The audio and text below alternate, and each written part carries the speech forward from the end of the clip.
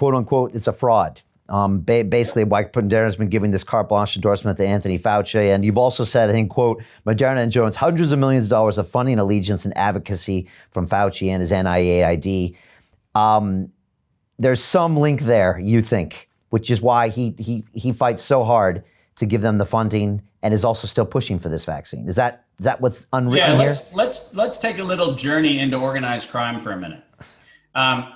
I spent a lot of time working in the Pacific and in Africa with mining companies that love to do what are called bump and dump routines, where they'll pump up a stock, they'll inflate it, they'll bump the market price up, and then usually they have positions on both the buy and the sell side. And you understand this from the capital markets where people short stocks and do all sorts of other things.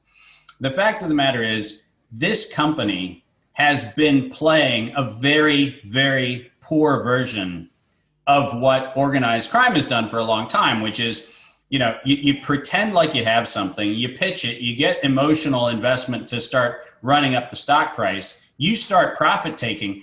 And in fact, what you're doing is stealing. You're stealing from the public. Now, the beautiful thing about this kind of theft is that it's done with people in suits, usually at trading desks, and as a result, it doesn't look like a crime. But it is a crime. When Anthony Fauci goes out and starts talking about Gilead Sciences remdesivir or the mRNA vaccine from the producers of kind of the latest, greatest from Moderna, the fact of the matter is he is doing a part of the puzzle which makes that racket work. You pump a thing, you inflate the perceived value of it, and then you profit take while the rest of the market is listening to what's been said, and they're continuing to push the stock price up.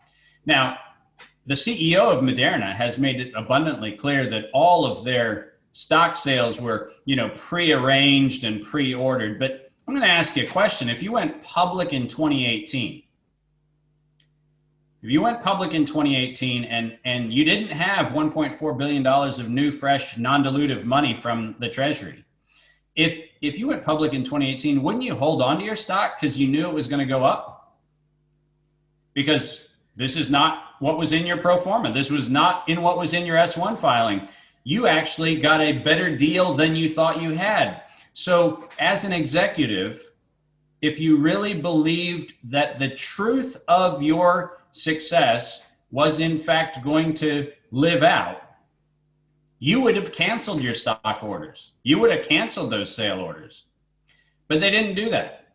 They let Anthony Fauci pump their stock up, and then they exited, and they're taking money off the table while the rest of the world is being duped.